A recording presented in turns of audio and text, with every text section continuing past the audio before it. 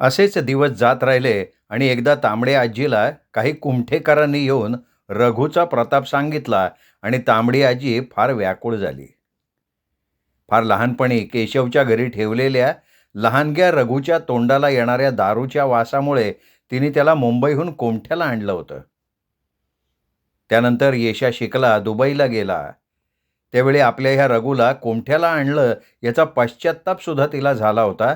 पण नंतर केशवनंच रघूच्या आयुष्याची घडी त्याला दुकान देऊन घालून दिलेली होती. आता सगळं व्यवस्थित चाललेलं असताना पुन्हा रघूच्या तोंडाला दारूचा वास यायला लागला होता. पण आता ती त्याला कुठे घेऊन जाणार होती? रघूला पदराखाली झाकून ठेवण्यासारखं त्याचं लहान वय सुद्धा राहिलेलं नव्हतं. तांबडी आजी नंतर एकदा अचानक रघूच्या दुकानात गेली आणि तिने प्रत्यक्ष आपल्या डोळ्यांनी रघूला झिंगून झोपलेलं बघितलं. पण ती मुंज्याला, रूपाला किंवा रघूला काहीही न बोलता निमूटपणे घरी आली. आणि नंतर रडत आजीच्या मागे धावत आलेल्या रूपाला ती म्हणाली, "रूपे, तू आणि मुंज्यानं रघूबद्दल मला काहीही न सांगता सगळं लपवून ठेवलं याचं मला काही विशेष वाटत नाही. कारण तू आणि मुंज्यानं नेहमीच मला मायेनं सांभाळलंय. कदाचित तुझ्या जागी मी असते तर मी सुद्धा तसंच वागलं असते का?" आणि नंतर रूपानं भाड करून रघूबद्दल सगळं काही आजीला सांगितलं. आजीला ते सगळं ऐकून एकदा वाटलं की केशवला सांगावं आणि रघूचं दुकानच बंद करून टाकावं. पण मुंज्या, राघव, माधूची मेहनत ती बघत होती. त्या गरीब परंतु भल्या कुटुंबाच्या पोटावर तिच्या दारुड्या पोरामुळे तिला पाय द्यायचा नव्हता. आणि नंतर आजीला वाटलं ते दुकान रघूचं काय किंवा मुंज्याचं काय, ते तिच्या मुलाचंच होतं. रूपा तर तिची सगळ्यात लाडाची पोर होती. आणि नंतर ह्याच विचारांनी आजी रघूकडे दुर्लक्ष करून गप्प राहिली होती. तरी देखील आपल्या या मुखदुर्बल लहानशा पोराला दारू सोड असं कसं सांगावं हे आजीच्या लक्षात येत नव्हतं. आता मुंज्या रघूचं दारू प्रकरण आजीला कळल्यामुळे रघूच्या हातात थोडे पैसे देऊन बाकीचे सगळे पैसे मुंज्या स्वतः नेऊन आजीकडे द्यायचा. आणि रघूला मुंज्याच्या ह्या गोष्टीचा फार राग आला होता. कारण पूर्वी हातात येणारे भरपूर पैसे तो दारूत उडवत होता. पण आता त्याला खीळ पडली. रघूचं म्हणणं होतं की मुंज्यानी सगळे पैसे त्याच्या हातावर ठेवावे. पण आता मुंज्याला ते मान्य नव्हतं. पण रघूला दिलेले कितीतरी पैसे रघू आईच्या हातावर ठेवताना मात्र कमी द्यायचा. रघू जेव्हा सगळेच पैसे मुंज्याकडे मागायला लागला तेव्हा मुंज्यानं त्याला स्पष्ट सांगितलं की रघू, तुला दारूला किती पैसे लागतील ते माझ्याकडनं घे, पण मायचा हिशोब मी बरोबर देणार. मग मात्र रघू गप्प झाला. माझ्या आजीला आपल्या या बुटक्या पोराचं खूप वाईट वाटायचं. रघू येशापेक्षा खूप मवाळ स्वभावाचा होता. तिला ठाऊक होतं रघूचं आपल्या भावंडांवर, आपल्यावर खूप प्रेम आहे, आपल्यावर त्याची खूप माया सुद्धा आहे. जेव्हा तिने त्याला मुंबईहून परत आणलं त्यावेळी देखील तो खाली मान घालून तिच्याबरोबर आला होता. तसं रघूनं आपल्या आईला कधीही कसल्याही प्रकारचा त्रास दिला नव्हता किंवा आईकडे कुठला हट्टसुद्धा केलेला नव्हता. आजीने फक्त एकदाच ते आपल्या मुखदुर्बल पोराला खुलून हसताना, भरभरून बोलताना पाहिलं होतं, ते बाळूच्या लग्नाला मुंबईला जाताना. आजीला एकदम जाणवलं की आपला रघू त्यावेळी फार वेगळा वागला होता. त्यावेळी तो खूप हसत होता, बोलत होता, विनोद करत होता. कदाचित येशा इतका शिकून मोठा होऊन आता दुबईला कामाला जातोय आणि आपण मात्र तसंच काजबटणं करत राहिलो, या गोष्टीचं त्याला होणारं दुःख लपवण्यासाठी त्यावेळी आपल्या तोंडावर तो हसण्या बोलण्याचा खोटा उसना मुखवटा चढवलेला तर नव्हता. त्या क्षणी त्या जाणीवेनं आपल्या आजीला रघूचं विलक्षण दुःख झालं होतं. तिला त्यावेळी वाटलं की काही मुलांना प्रत्यक्ष आईवडील सुद्धा ओळखू शकत नाही, हे मात्र खरं आहे. रघूला जेव्हा कळलं की आपल्या आईला आपलं हे पिणं समजलंय, तसा तो आता रात्रीसुद्धा राजरोसपणे पिऊन झिंगत झिंगत घरी यायला लागला. रघू असा झिंगत घरी आला की आजी त्याला आपल्या समोर बसवून त्याला आवडणारं जेवण ताटात घालून त्याला 4 घास बळजबरीनं भरवायची.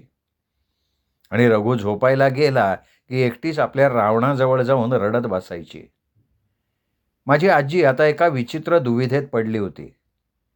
तिला वाटत होतं जर तिने केशवला सांगून रघूचं दुकान बंद केलं तर रघूच्या हातात पैसा खेळणार नाही आणि तो आपोआप सुधारेल.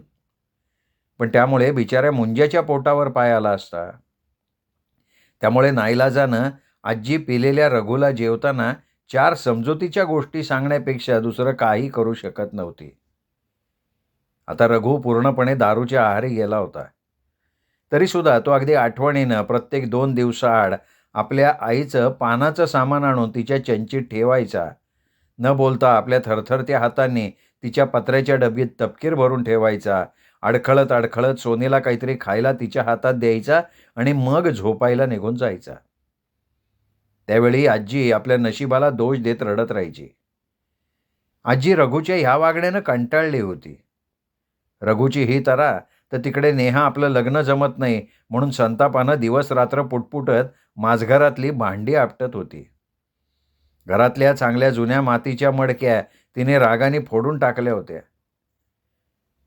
त्यात लताला आता तिचा संसार वाढल्यामुळे वारंवार कुमठ्याला येणं जमत नव्हतं. पूर्वी सोनीच्या ओढीनं येणारा केशवसुद्धा आता त्याचा धंदा वाढल्यामुळे महिने 2 महिने कुमठ्याला फिरकत नव्हता, पण त्याची मनी ऑर्डर मात्र दर महिन्याला न चुकता आजीला येत असे. तशी माझी आई महिन्यातनं एकदा तरी कुमठ्याला येऊन जायची, पण नंतर अनिलदादाच्या नोकरीमुळे तिला कुमठ्याला वारंवार येता येत नव्हतं. त्यात आई कुमठ्याला गेली की माझे, अनिलदादाचे आणि छायाचे जेवणाचे फार हाल होत होते. तरीही माझी आई आपल्या आईच्या आठवणीनं कुमठ्याला आजीकडे कधी आली की आजी मायेनं माझ्या आईवर रागवायची आणि म्हणायची, "नले, अगं तू इथे आलीस की माझ्या पोरांचे तिकडे जेवणाचे हाल होतात. तू इथे आली नाहीस तरी चालेल. मीच सोनीला नाही तर नेहाला तुझ्याकडे पाठवत जाईन." पण माझी आई आपल्या मायचं न ऐकता कुमठ्याला येतच राहिली होती. माझ्या आईला, अनिलदादाला रघुमामाचं दारूचं व्यसन कळलं होतं. त्यावेळी एकदा माझी आई आजीला म्हणाली, "माय, तसं रघु दुकानात काम करत नाही. मुंज्याच दुकान चालवतो. मग माय, रघुला तू बेळगावला माझ्याकडे पाठव, मी त्याला सांभाळीन." तांबडी आजी त्याला तयार झाली, पण रघुमामाला जेव्हा बेळगावला जायचं कळलं तसा तो आपल्या आईला शांतपणे म्हणाला, "हे बघ माय, मी तुला सोनीला सोडून कुठेही जाणार नाही."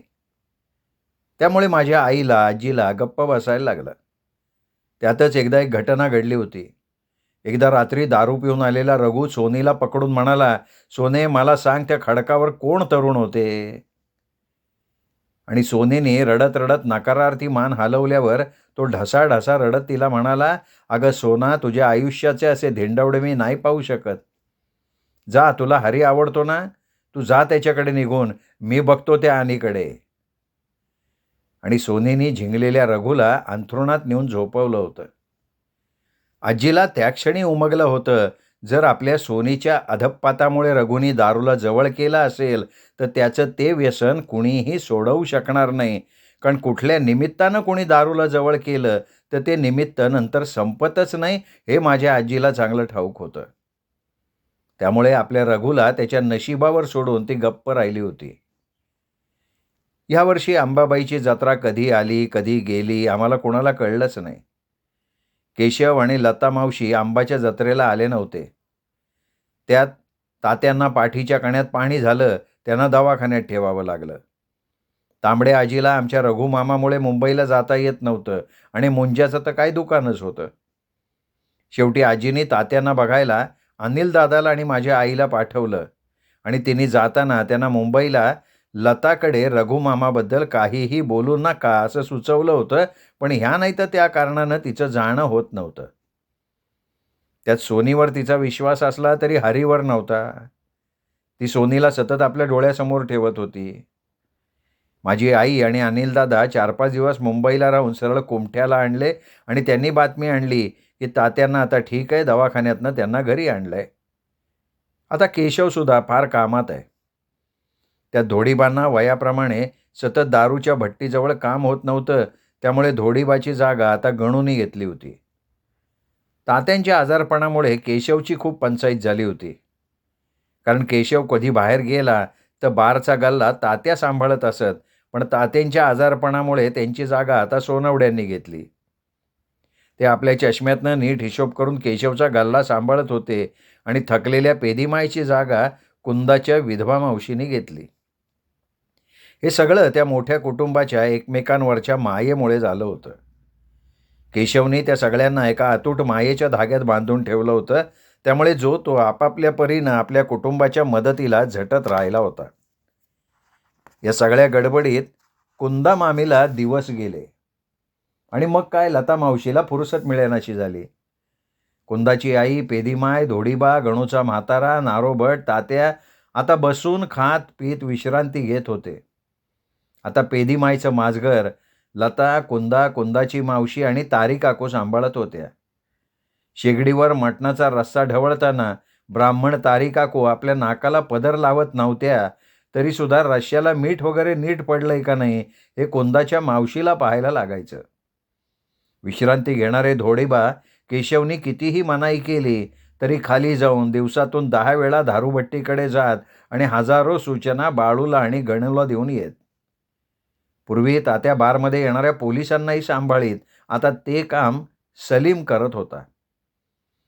केशवच्या घरी सगळी वय झालेली मंडळी विश्रांती घेत बसली होती, पण माझ्या वय झालेल्या तांबड्या आजीला विश्रांती अशी ठाऊकच नव्हती.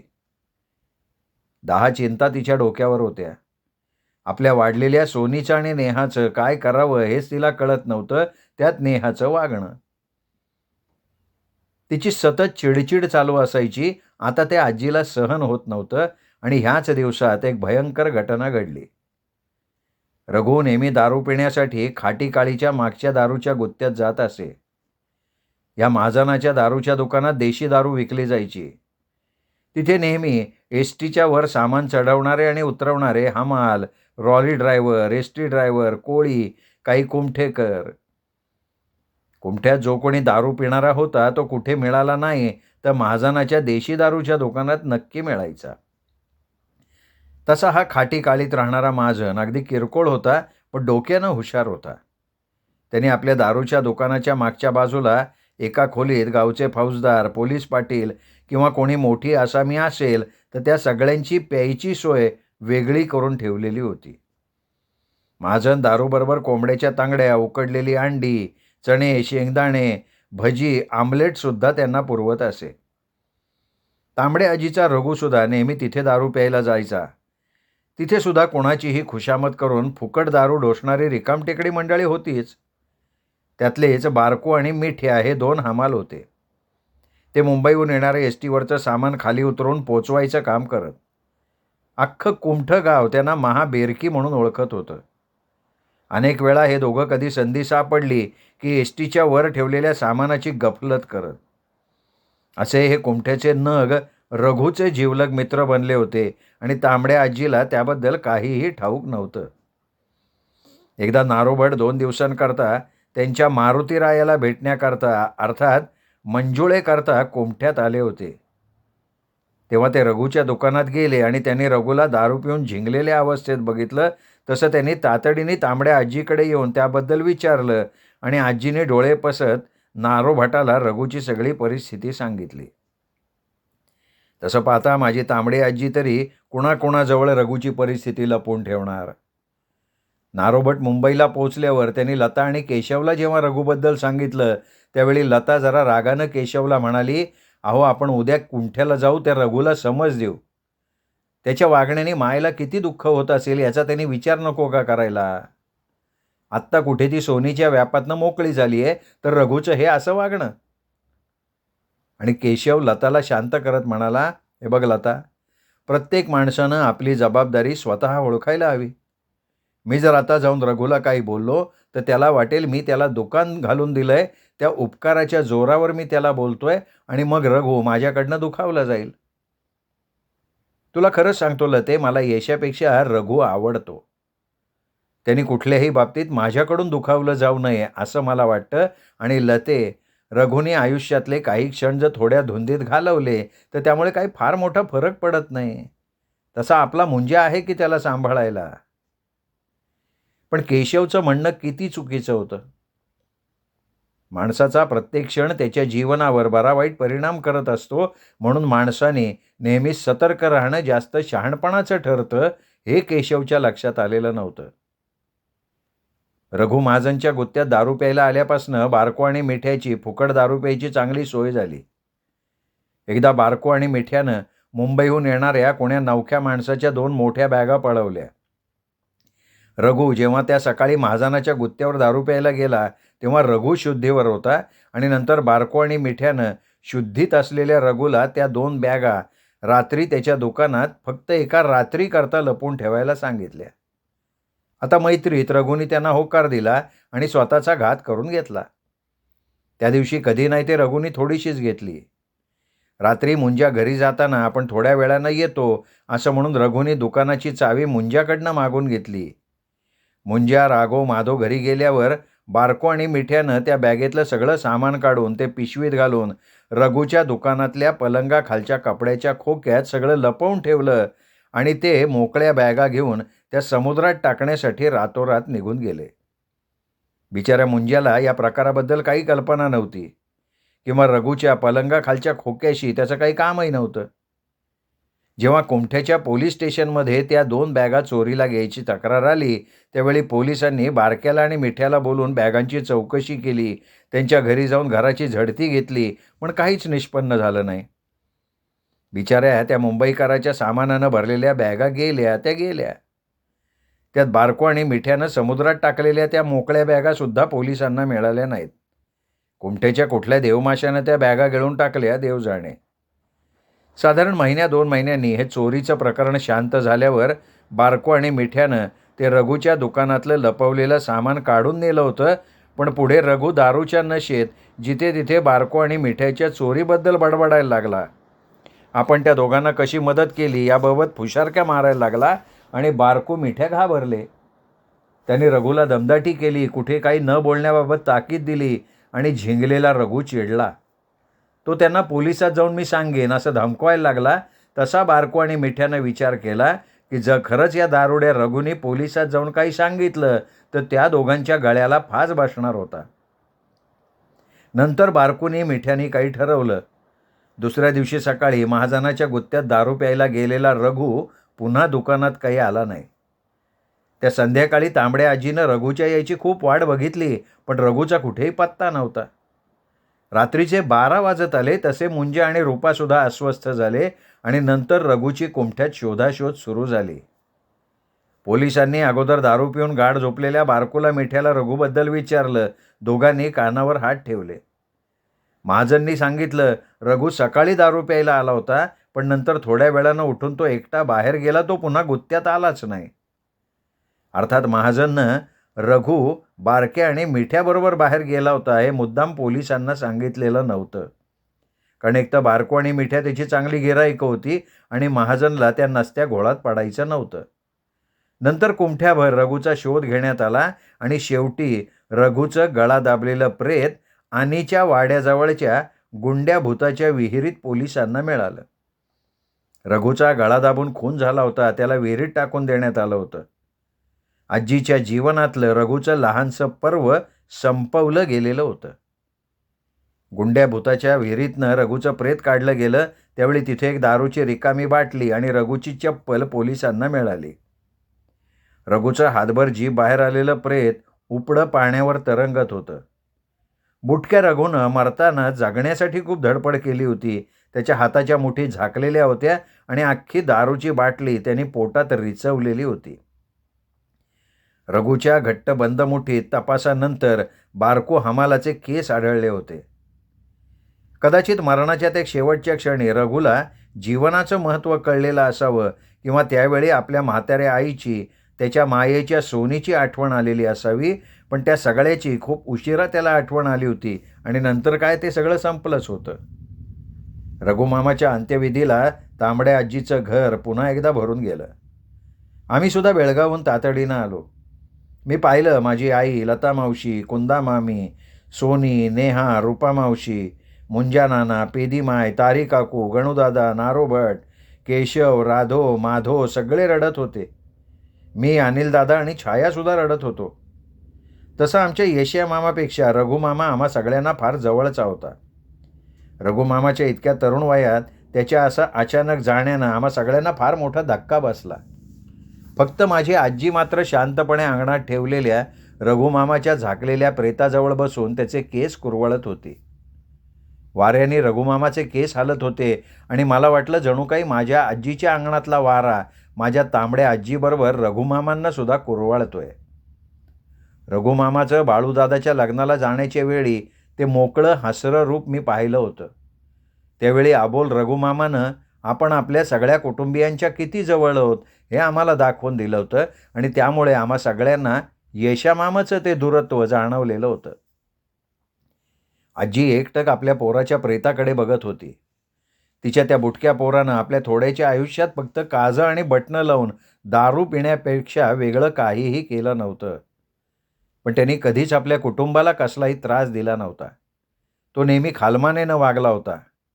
आणि आजीला एकदम आठवलं की खूप वर्षांपूर्वी आजोबासुद्धा असे अचानक वारले होते आणि त्यावेळी ती अशीच अंगणात भकासपणे बसलेली होती. तेव्हा लहानगा रघु तिच्याकडे एकटक बघत होता.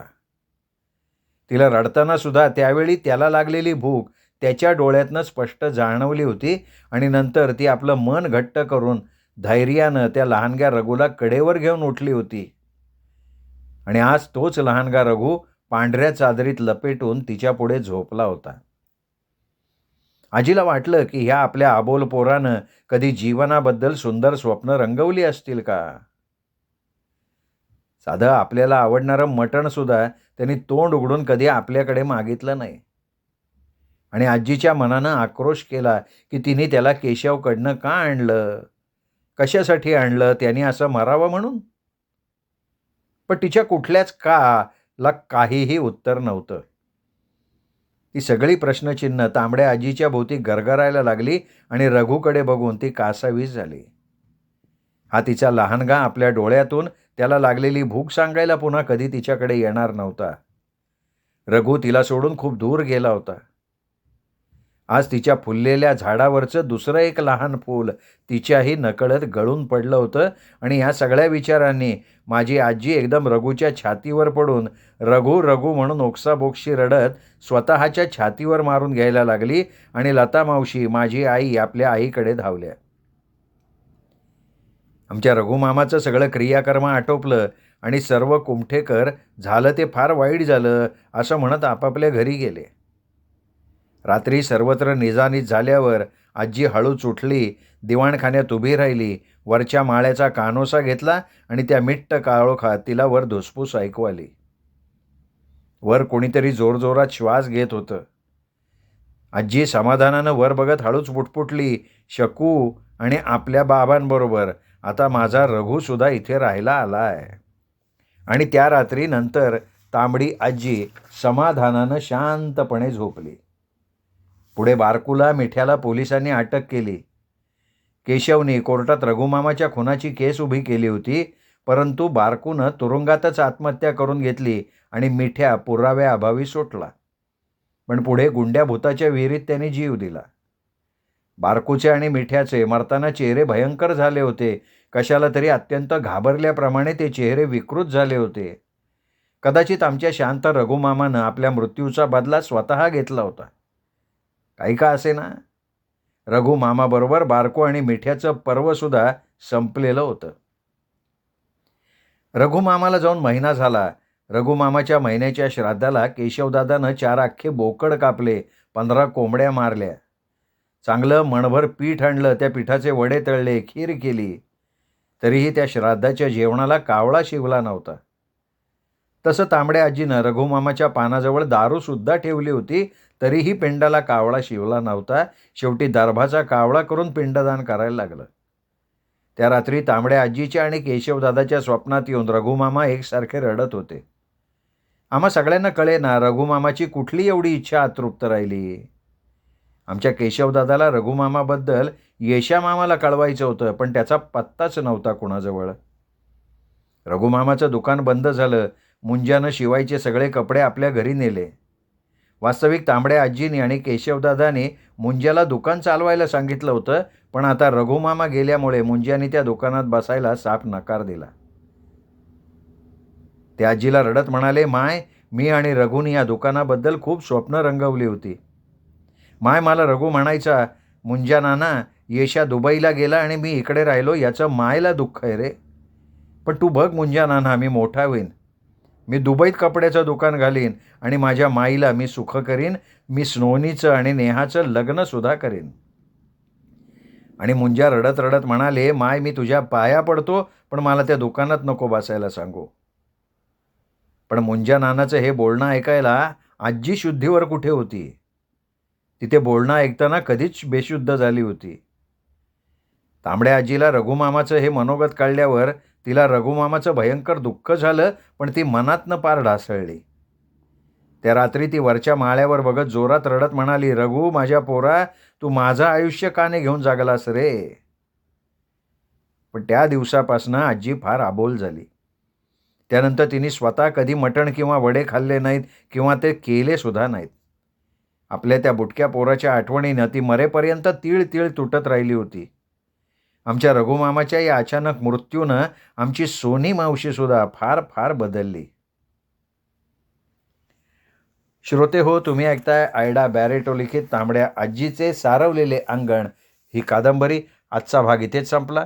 पुढचा भाग ऐकण्यासाठी उद्या भेटूयात दीपक रेगे कथाकथन चॅनलवर. तोपर्यंत नमस्कार.